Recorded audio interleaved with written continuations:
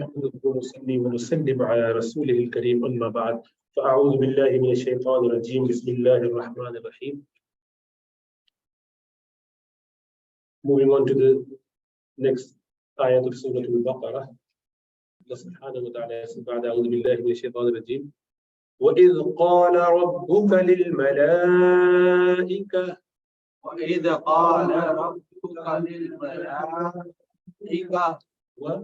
and is when and when this is mentioned in the Quran, generally there is a hint that remember, recall when that happened. And you don't have to be present to recall it. You don't have to have been the witness to that incident that Allah subhanahu wa ta'ala is referring, but this is the way of getting attention, making individuals concentrating on the fact that Allah subhanahu wa ta'ala is mentioning something very important from historical background. Some fact that people might know, some fact you might not know. Or you might have learned it from other ayat of Quran. That is why some of the stories are oft repeated in the Quran. So recall when your Lord. So since we know the background, we can recall that story.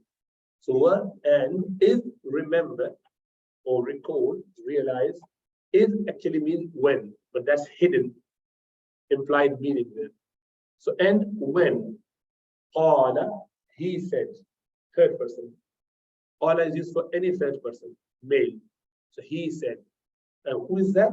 This he we don't need to use because the next word will describe who that he is.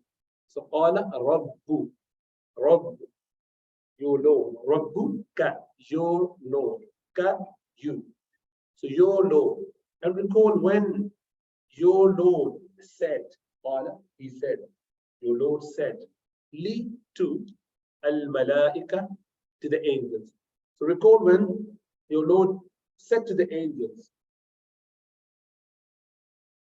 Malaika is plural of malak. Malak. So there's a word malik, there is word malik, and there's word malak.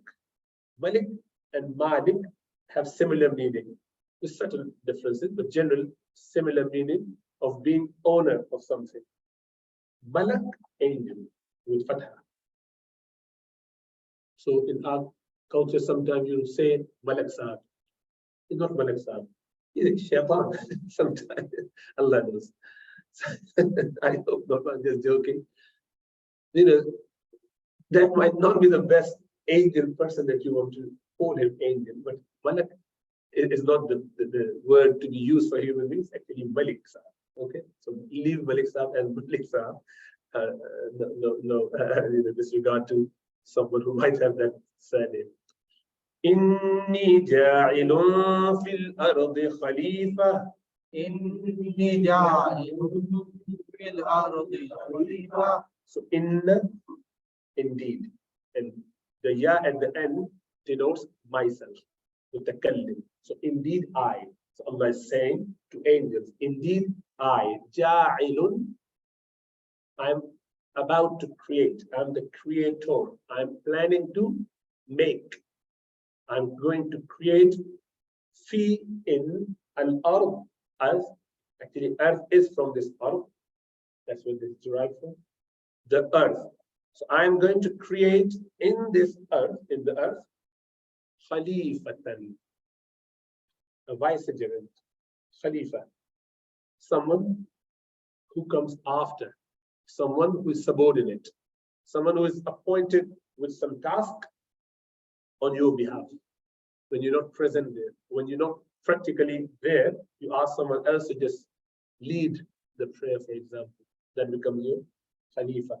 Someone who comes after, someone who is behind. That is why children, offsprings are called Khalaf. They are the Khalf, coming afterwards. Behind. Khalf is behind. Yeah. Amam in front, Khalf at the back, after someone. So what is this Khalifa? Successor. A good term would be successor. from Allah subhanahu wa ta'ala and establishing His laws. So what Allah subhanahu wa ta'ala wants us to establish, we establish here in our individual lives, in our family life, within our workplace, in our community, in our extended family, in our society, in the whole world. We establish what is appropriate, what should be done in accordance with the guidance of Allah and Rasulullah sallallahu alaihi wasallam. Obviously, Rasulullah sallallahu alaihi wasallam is the first recipient of that honor. Prophets are obviously likewise. In this regard, it was the Khalifa was referred to Sayyidina Adam alayhi salam. Adam alayhi salam was as a whole nation, whole mankind by extension would be Khalifa because they come afterwards. And there's another reason for us being called Khalifa, which is that we succeeded previous nations who were before us in this land, who dwelled here before us, jinns. Yeah? And before them, angels are already there.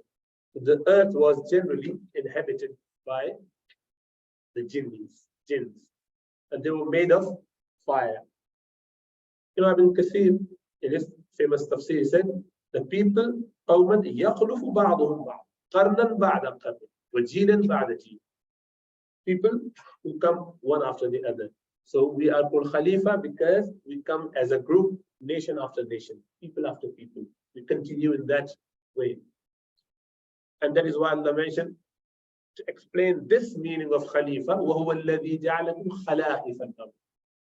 He is the one who made you the successor of the owner of the earth afterwards, second time. Someone already been there, but now it's your turn. You've been given that status of being on the earth, to dwell on the earth. وَيَجْعَلَكُمْ خُلَفَاءَ الْأَرْضِ. Allah made you a Khalifa on the earth. So the Khalifa, the word Khalifa in that sense is being used as well, the successors. Abdullah ibn Abbas, he mentioned, أَوَّلُ مَنْ سَكَنَ الْأَرْضَ الْجِنِّ. The first dwellers on this earth were these jinn. فَأَفْسَدُوا فِيهَا. So they corrupted the land, they caused corruption. وَسَفَكُوا فِيهَا الدِّمَاء. They spilled blood, they shed blood. فَقَتَلَ بَعْضُهُمْ بَعْضًا. Some of them killed some other people. They started fighting each other. They caused corruption. فَبَعَثَ اللَّهُ إِلَيْهِمْ إِبْلِيسَ فِي جُنْدٍ مِنَ الْمَلَائِكَةِ. So Allah subhanahu wa ta'ala sent Iblis, who was jinn, but one of the highest rank, pious jinn, a good one, with the group of angels. فَقَتَلَهُمْ إِبْلِيسَ وَمَنْ مَعَهُ. So the angels and the Iblis, they killed those, mischievous jinns who were causing corruption on the land. حَتَّى أَلْحَقَهُمْ بِجَزَائِرِ الْبُحُورِ وَأَطْرَافِ الْجِبَالِ. Some of them got killed, some of them got chased out in the sea or in the mountains. They started hiding. They left the earth nice and clean. ثُمَّ خَلَقَ آدَمَ. Then Allah subhanahu wa ta'ala created Adam alayhi salam. فَأَسْكَنَهُ إِيَّاهَا. Then Allah subhanahu wa ta'ala settled Adam in it, in the earth. فَلِذَلِكَ قَالَ. And then Allah for this reason said, إِنِّي جَاعِلٌ فِي الْأَرْضِ خَلِيفَةً.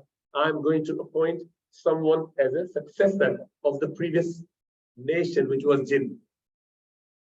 So with that, you would understand the question the angels would have. We'll come to that in a minute.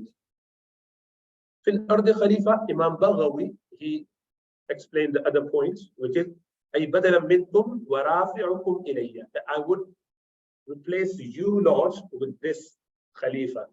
Us. So Allah subhanahu wa ta'ala honored us. And the murad there was the meaning that Adam alayhi salam is called Adam as Khalifa because number one, he Khalaf al-Jinn, he came after Jinn, but also there's another saying because وَالصَّحِيحُ أَنَّهُ خَلِيفَةُ اللَّهِ فِي الْأَرْضِ, that he is Khalifa, vicegerent of Allah subhanahu wa ta'ala in the earth. Because what he does, لِإِقَامَةِ أَحْكَامِهِ, he established the commandments of Allah subhanahu wa ta'ala on the earth. وَتَنْفِيذِ وَصَايَاهُ, and he ensured that Allah subhanahu wa ta'ala's advices are all being implemented This is his job, so he is, in that sense, a vicegerent. Now, when Allah subhanahu wa ta'ala mentioned this, angels raised a question. And this is what they said. قالوا أتجعل فيها من يفسد فيها ويسفك الدماء. قالوا, they said, is question. Are you going to do this? Would you? تجعل, would you create? Will you create? Fi, in, ha, in it, in the earth. It means earth. Earth is feminine in Arabic. Man, that, yufsidu, who would corrupt. Fiha, in it, who would cause corruption in it. Allah, are you going to create another creation who would cause corruption? And yasfiku, safaka yasfiku, to shed, who would spill blood. Ad-dima'a, blood, as a plural of blood. So dam is blood. You heard about dam a lot in Hajj season. You make a mistake for Umrah and Hajj, dam. Yeah, you have to pay dam. Dam means a blood. You know, when you slaughter a sheep or a goat or a part in a portion in camel or a cow, that is called dam. Blood, it means blood. So dima, plural of them. So Allah subhanahu wa ta'ala, so that is the question. The question is, firstly, why Allah subhanahu wa ta'ala would consult angels? Is he consulting them? So no, Allah subhanahu wa ta'ala did not consult them. Allah subhanahu wa ta'ala only informed them. Allah subhanahu wa ta'ala only made it known to angels. He doesn't need anyone to consult with. But Allah subhanahu wa ta'ala gave a very important suggestion to mankind. You know that I decide what I want to do. I am knower of everything. I'm in charge of everything. I've got power over everything. Yet I am doing a scenario. I'm making a scenario where something is being consulted. You should do the same for Adam, for Bani Adam. You should all ensure that you have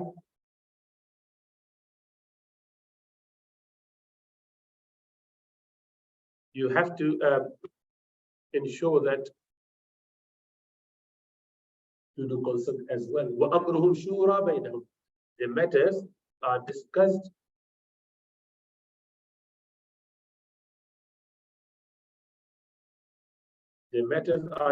with consultation. So Allah subhanahu wa ta'ala is saying, do your matters, deal with your matters with consultation. So Allah subhanahu wa ta'ala, then after this discussion, gave a clear response, which will come in a minute. When angels mentioned that, they also mentioned a counterpart to that. They would create corruption, they would cause corruption, they would spill blood. وَنَحْنُ نُسَبِّحُ بِحَمْدِكَ وَنُقَدِّسُ لَكَ.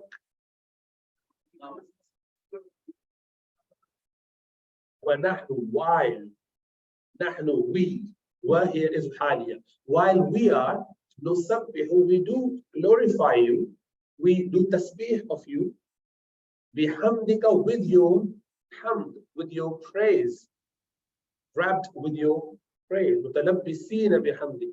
We are tasbih, we are doing the tasbih day in, day out, with the hamd, bihamdi, with hamd, with your praise. We're praising you as well.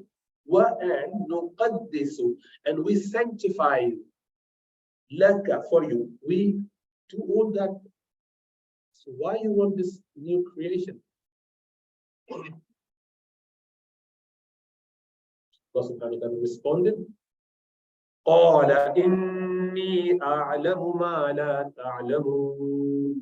قال إني أعلم ما لا تعلمون. قال إني أعلم ما لا تعلمون. قال إني أعلم ما لا تعلمون. Allah subhanahu wa ta'ala said, Allah, he said, Inni, indeed I, a'lamu, I know, ma, what, la, no, ta'lamun, you do not know. Means what you do not know. Ma, la, ta'lam, what you do not know. Okay, so I know what you don't know. A clear message that you have to submit. And angels did submit. They didn't raise any further questions. So did they really question the decree of Allah subhanahu wa ta'ala? How would they know the men would shed blood? Did they have any knowledge of future? Or is just a conjecture on their part? Just, guessed it? Actually, the reason that they managed to say what they said is only from Allah's previous knowledge given to them. So Allah actually explained to them that the men I'm going to create is going to do this, shed blood and cause corruption. Allah already mentioned it. So that's number one. So there's an athar there, there's a saying from a few companions, that this is what Allah subhanahu wa ta'ala meant by it. Because He already told them that there will be a spillage of blood with those men. And the second is with the historical understanding that Allah subhanahu wa ta'ala has already given the control, some sort of control. When you get power, you get corrupted. It's quite common to get corrupted when you have power. So they could see that how Allah subhanahu wa ta'ala is going to give the same power to mankind who He has given to angels, jinnis, and what jinnis did. It's quite obvious. We've seen that. Are we just repeating it? So they just wanted to know the reason behind it, rather than questioning Allah's judgment. It was not at all a question, because they cannot, angels by default, Allah mentioned it, they just submit to Allah's command, they do not disobey, and they do not even question Allah's command. So they did not question as a negative question or trying to find faults there, not a fool. They just wanted to know the wisdom behind it. Oh Allah, you said this is what they're going to do, and this is what the previous nations have done, and this is what we could see them doing because you have given them that free will and a lot of power. So there are three potential. The al-quwa al-shahwiyya, which is known that men or any creation has this quwa shahwiyya and quwa ghadabiyya. Quwa shahwiyya is to need something, have the attraction towards things, want. So anything which is good, we want. We get hungry, we want the food. We want to take things, we want. So this shahwa means the likings, the wants, the desires. So we have that desire. And when you have that, and then you are compounded with huwa ghadabiyya. What ghadab means is to repel. So I'm interested in food, and I've got this food, so I want it. Then I have my rivals. Someone else is trying to take the same food. What would I do? My huwa ghadabiyya would dictate that I need to get him out of the way. I want to hold by myself. No one else should be sharing this particular whatever I'm interested in. So I would push you, and to the point if I needed to, I would kill you. That's how I spill the blood. This is what the angels could see very clearly with the previous experience, with Allah's previous knowledge, where Allah has given them information, but also working out with those two qualities, quwa shahwiyya and quwa ghadabiyya. That the men has these two qualities, although they have quwa aqliyya as well, which they overlooked. Seeing that there's majority out of three, these two was going to prevail. They did not see the bright side of these two qualities even. So quwa shahwiyya is not bad by its nature. Because if you did not have that appeal for jalbi manfa, for getting the beneficial thing for yourself, no one would work. No one would go out to do anything. No one would be interested in anything. If we did not have this quwa ghadabiyya, we would be robbed and we would say, oh, can't be bothered. We would have cold and we would not protect ourselves against cold.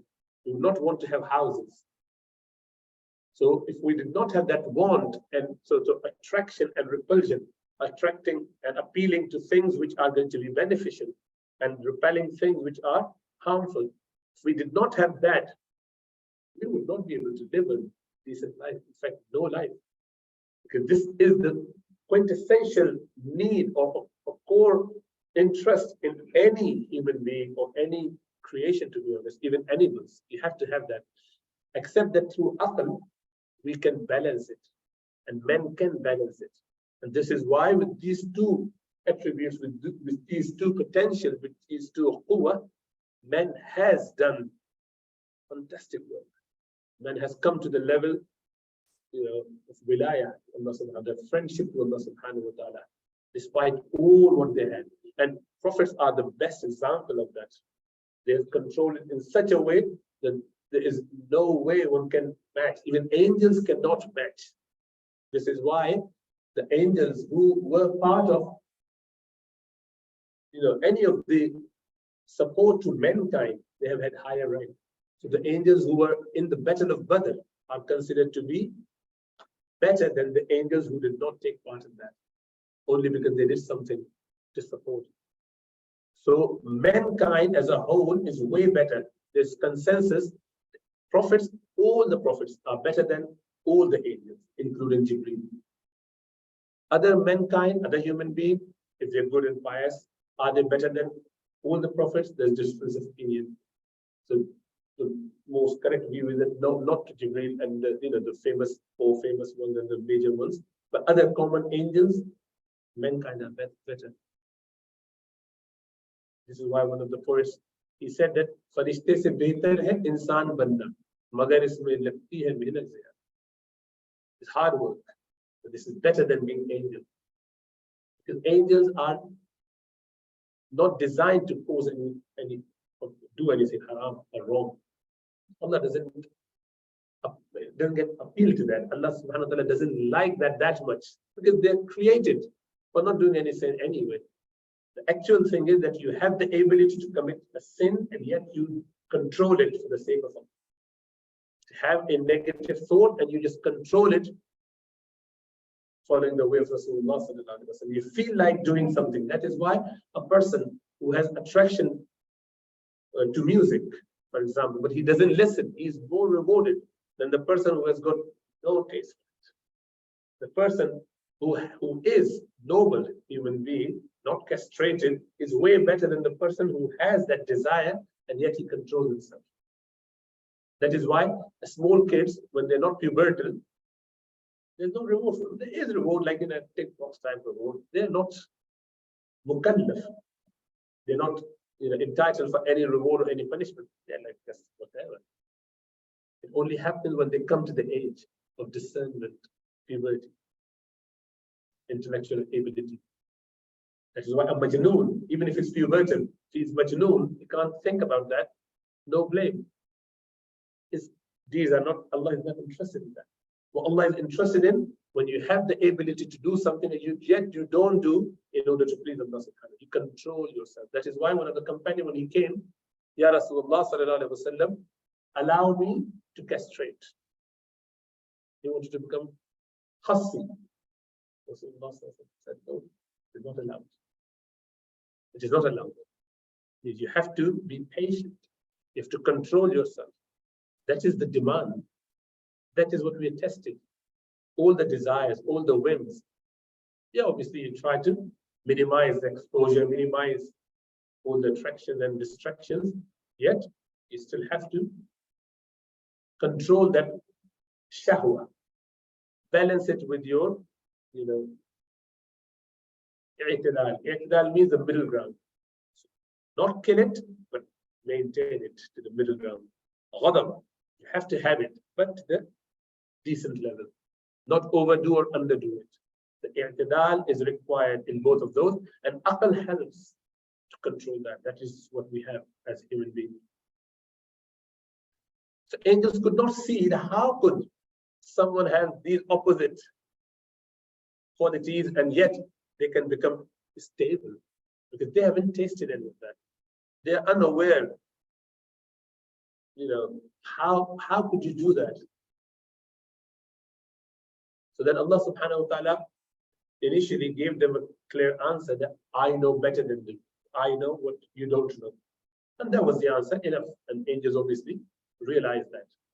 But then Allah subhanahu wa ta'ala also wanted to make sure that angels do realize the value of man.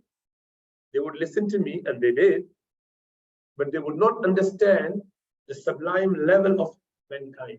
This Khalifa, Adam, and the offspring of Adam, children of Adam, what is their status going to be? So Allah wanted to make sure, as a practical demonstration, look at the potential of this man. You're thinking him of someone that low, and I only honored them. So actually, let's look at that. And then Allah subhanahu wa ta'ala did this. وَعَلَّمَ آدَمَ الْأَسْمَاءَ كُلَّهَا وعلم آدم الأسماء كلها ثم عرضهم على الملائكة ثم عرضهم على الملائكة and علم to teach. When Allah subhanahu wa ta'ala, Allah, and He taught. When He taught. So, and He taught. Adam alayhi salam, He taught Adam. What did He teach? Al-asma, the names. Kullaha, all of it. Whatever was there. Everything. Allah subhanahu wa ta'ala taught Adam alayhi salam the nomenclature, name of everything. And with that name, also the attributes of those names. Summa, and then arada, He presented. Summa arada, He presented them. He presented these things, these things, ala al-malaika, on the angels, to the angels. So He presented these to angels. Okay, what is this, and what is that, and what is that?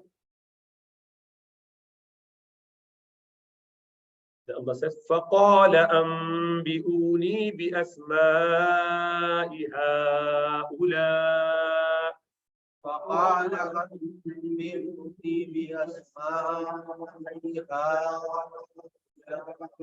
إن كنتم صادقين.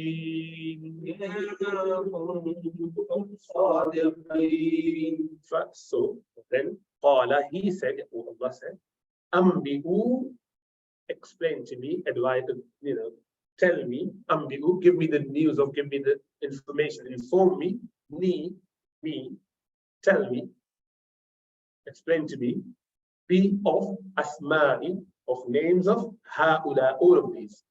Tell me the name of these things. In kuntum sadiqin, if kuntum, you are sadiqin, if you're truthful, if you are right, you tell me the names. Names. Why? Because Allah subhanahu wa ta'ala taught not just the name, but also the attributes and properties and qualities of all those things that were there. And what that did, Adam alayhi salam could fathom it all. He could capture the essence, and he could understand, and he could work it out.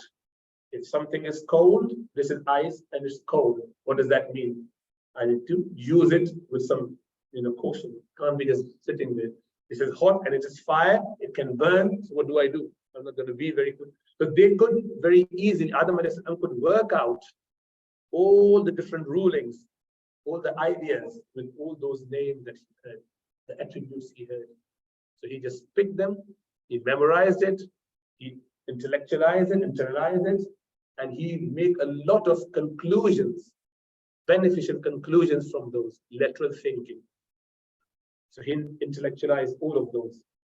Now, angels only knew those names. They knew. Actually,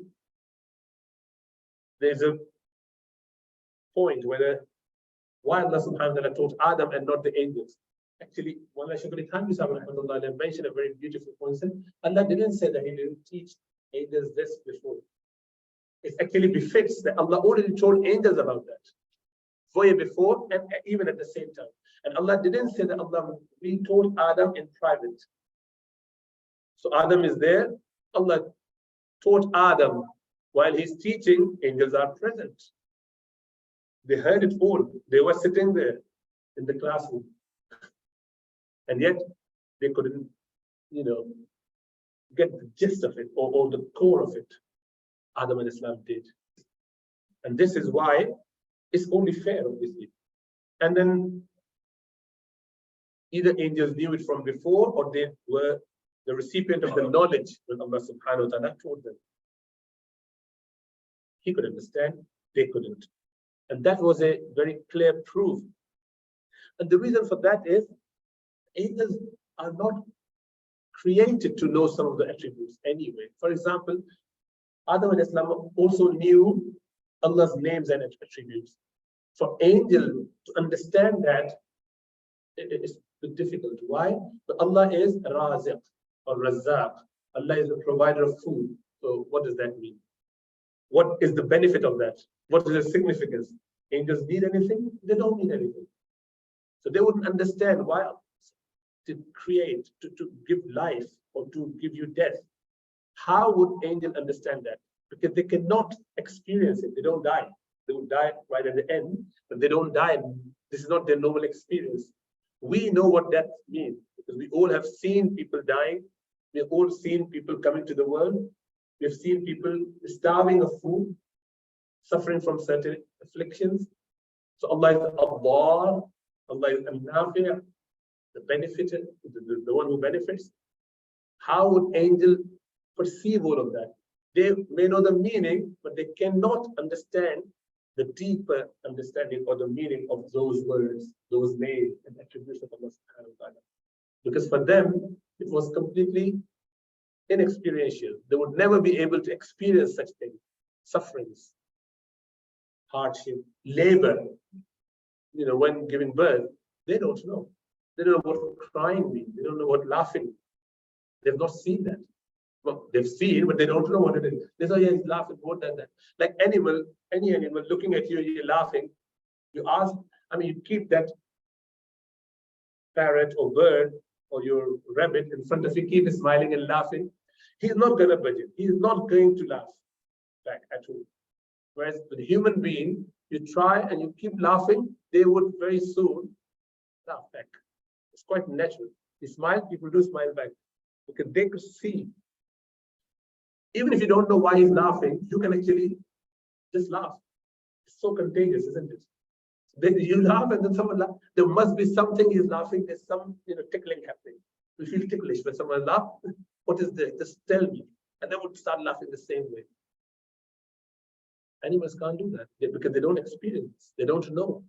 So even if they know the meaning, they would not be able to fathom the deeper understanding of the words. Obviously, they could see, my goodness, is that what it is? Is that what it means? So whatever angels were not able to tell, Adam al-Islam very easily could tell. So Allah said, so what they said, they said, Subhanaka la ilma lana illa ma 'allamtana. قالوا سبحانك لا علم لنا إلا ما علمتنا. So they said, قالوا Subhanaka. So this word Subhana, Subhan is masdar actually, is the verbal noun, masdar. What it means that there is a implied meaning that we, qalu, they said, nusabbihu subhanaka. We glorify your glory. But the word is used like there's many words in Arabic which are used as a masdar.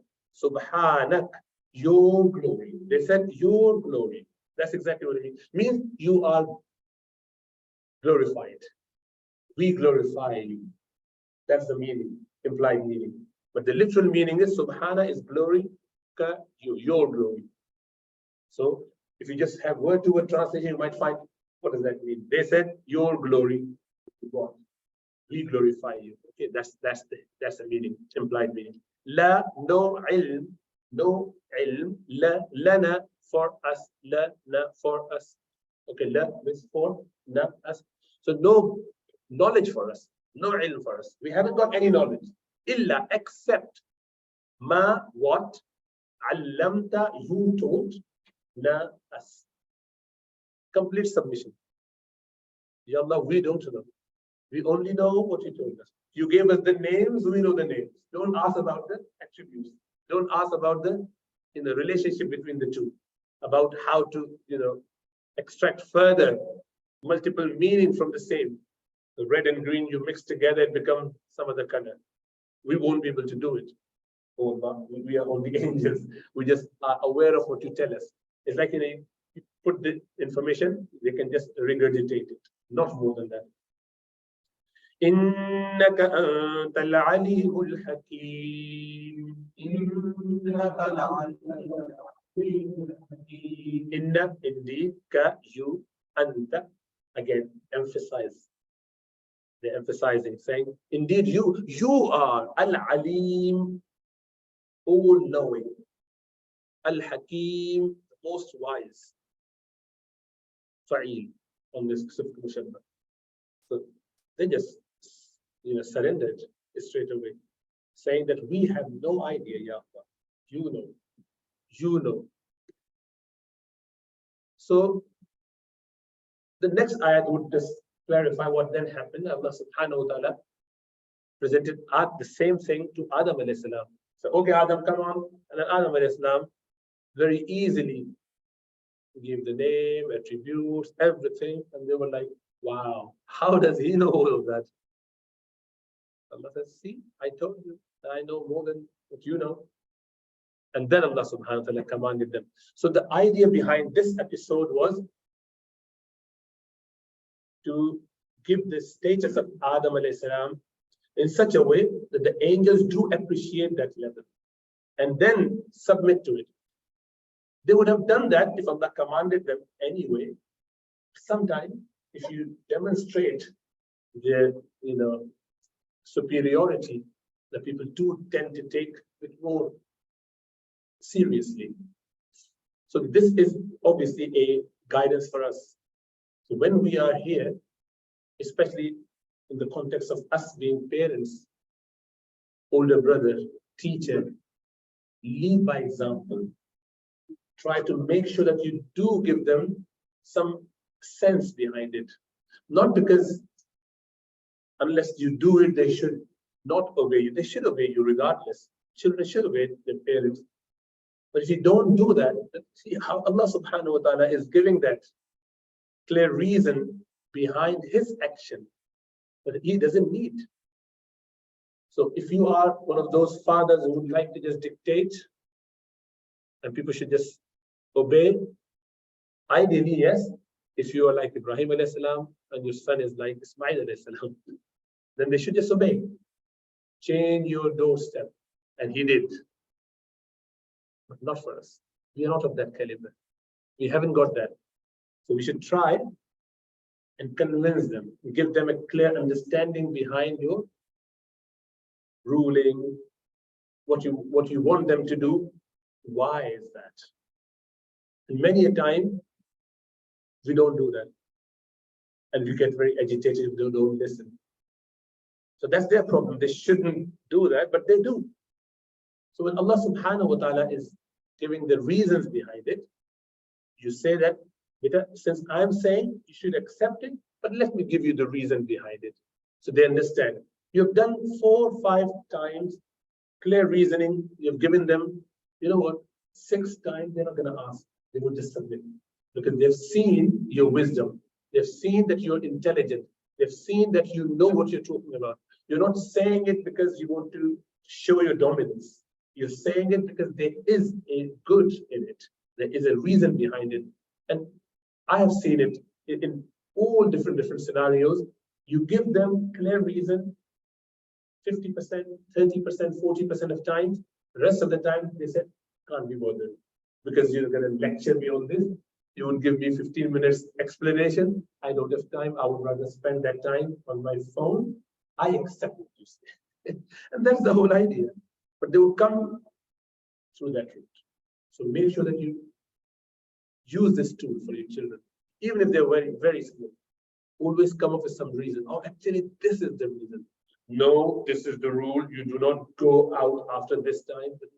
But why? Because if you make it like this, very, very prescriptive, it is highly unlikely that they would make a good relationship. They would see you as a boss, and that's it. But we want to have this friendship with our children, with our students. So always give the reasons. And that is why whenever we start classes, the first 2 years or so, you're free to ask any question on anything. But once you've done that, after 2 years, you dare ask a question. I would ask questions because you should know the answer yourself. Because that is how it is. I hope it clarifies, inshallah. We leave it. Yeah, we have to do adhan. Jazakallahu khair. سبحانك اللهم وبحمدك ونشهد ان لا اله الا انت نستغفرك ونتوب